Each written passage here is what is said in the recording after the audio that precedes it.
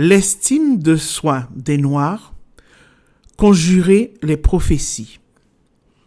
L'estime de soi des personnes qui ont été dites noires ne peut être appréhendée sans la replacer dans une histoire longue marquée par la violence symbolique, la hiérarchisation des corps et la fabrication sociale des différences.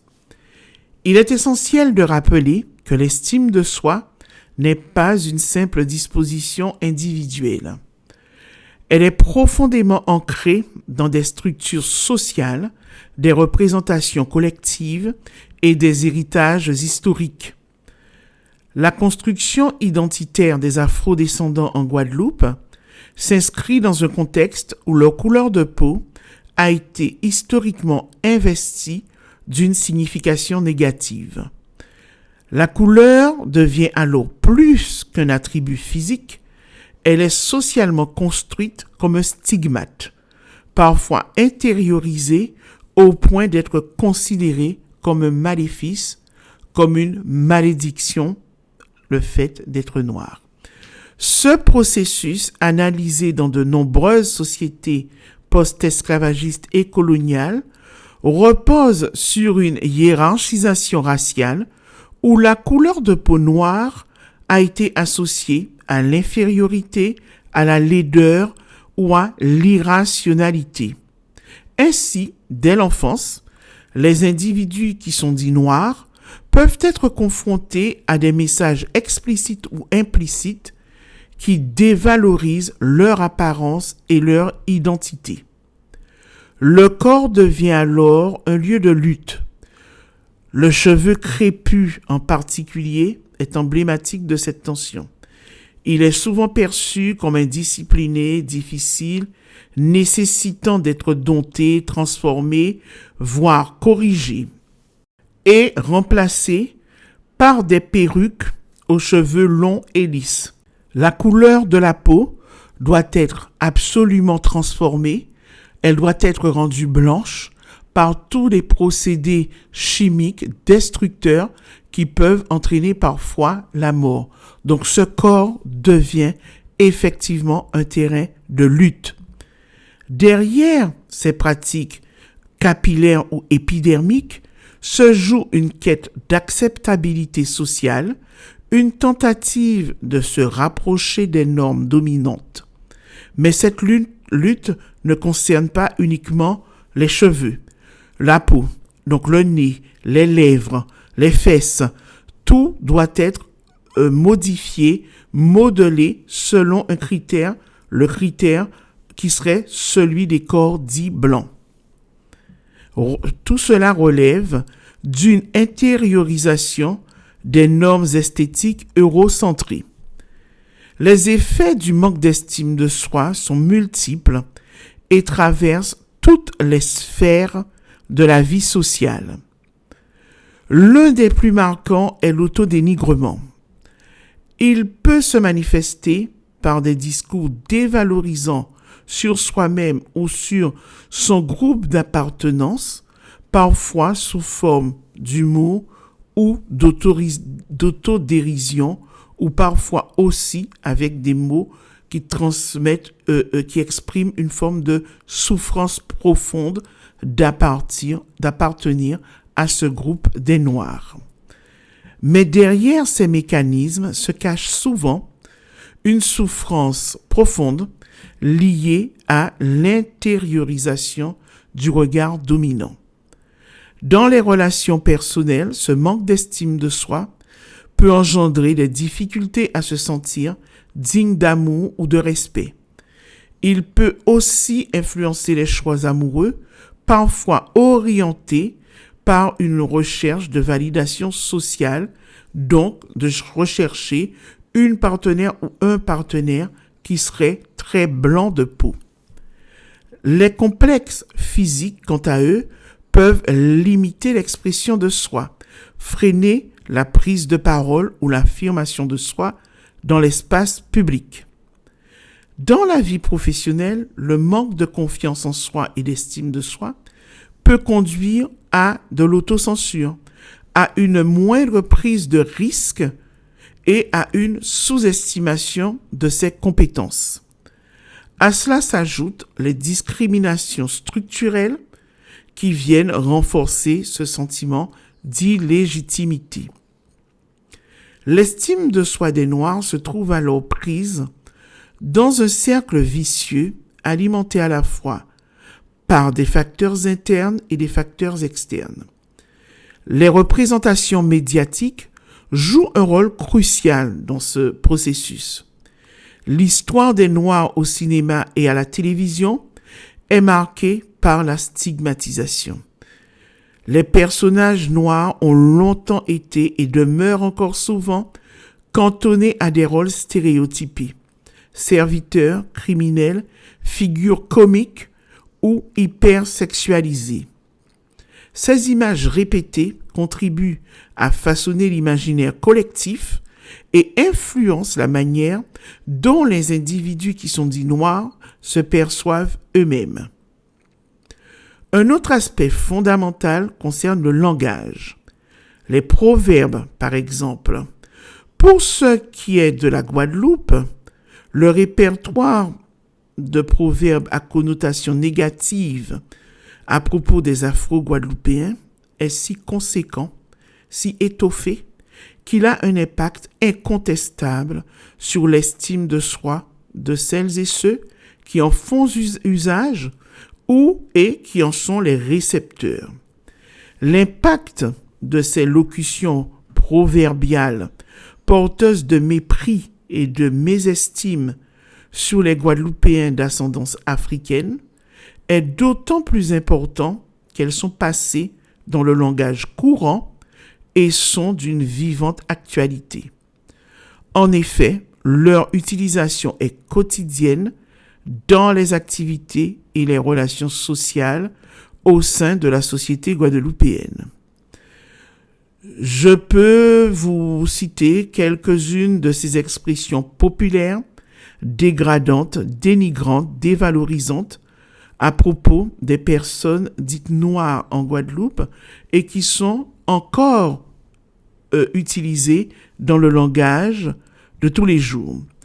Dans ces proverbes, le noir ou le nègre, plus précisément, est entre autres paresseux, ingrat, incapable, faible, enfin bref.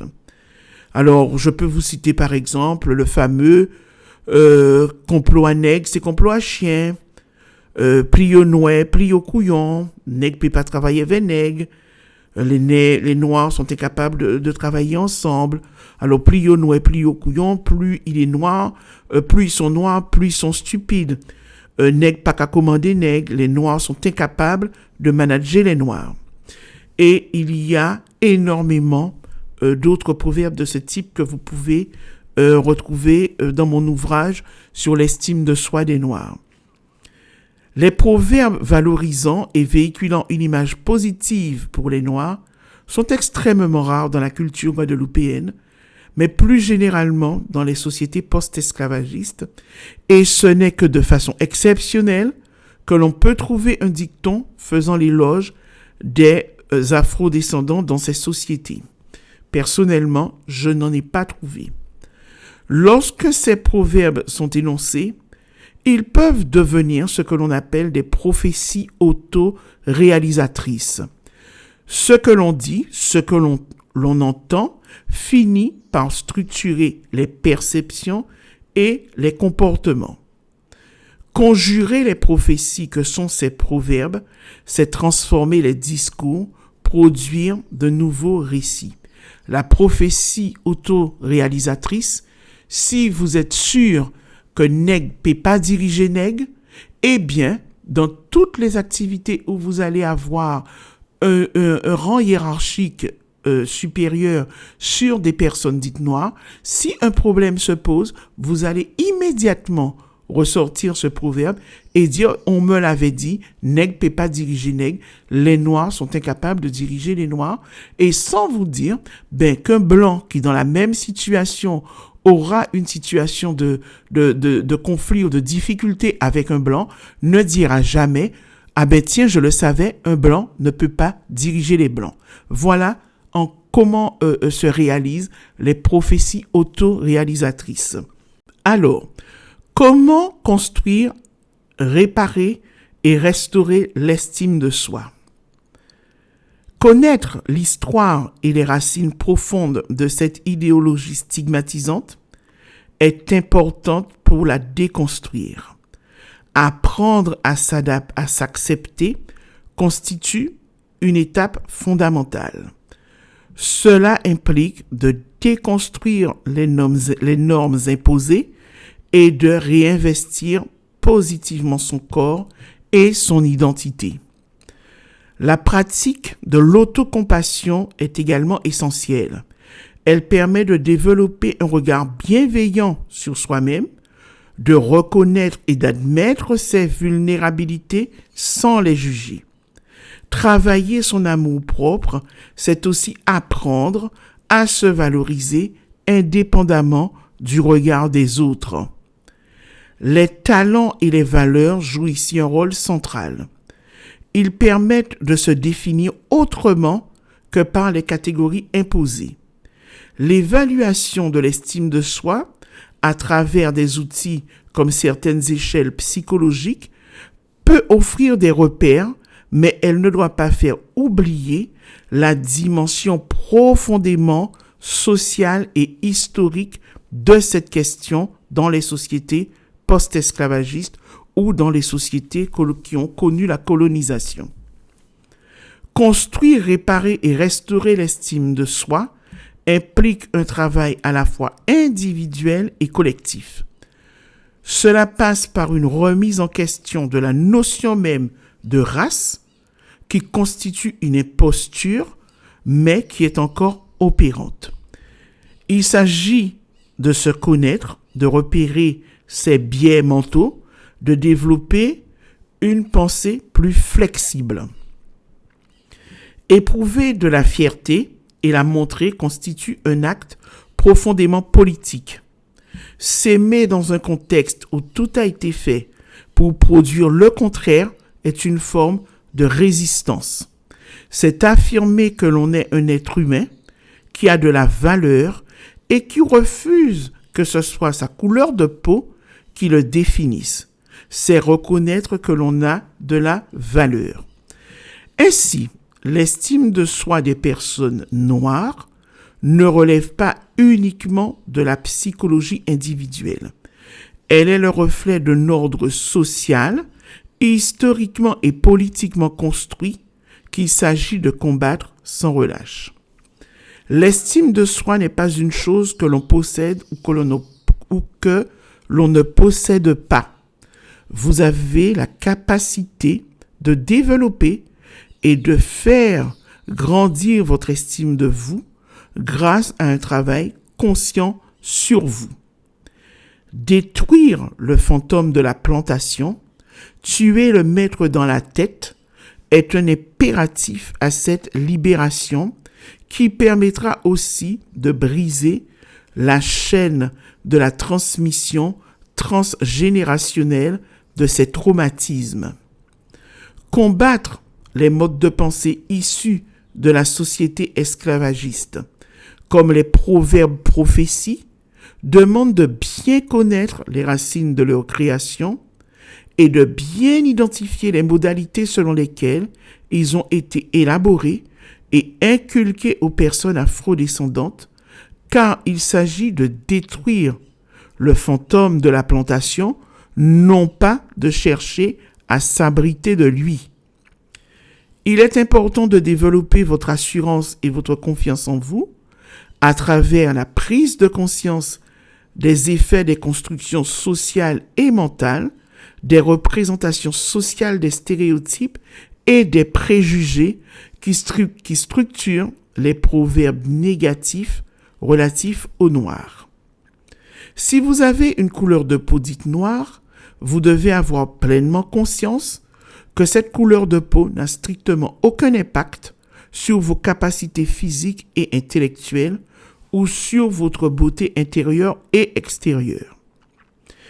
Vous pouvez vous inspirer de personnes de votre entourage qui ont une couleur de peau foncée, noire, si on veut, et qui pourtant ont une grande confiance en elles et une grande fierté de qui elles sont. Heureusement, nous en avons énormément en Guadeloupe et à travers le monde.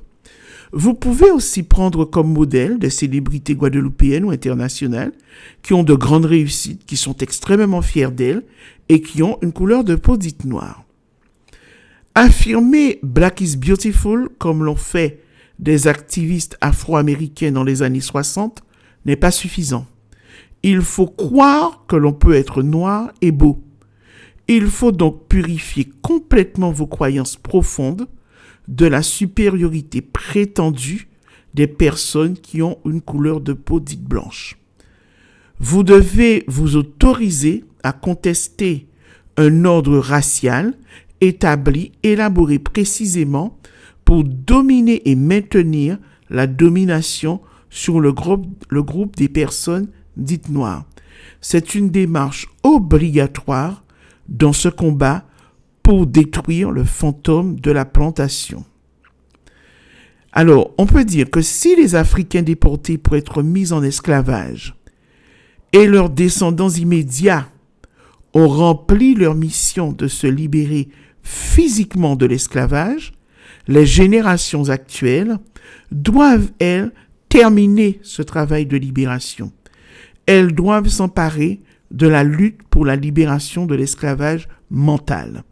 Ce dernier est invisible, non matérialisé, à part dans le cerveau et soutenu par les proverbes prophéties.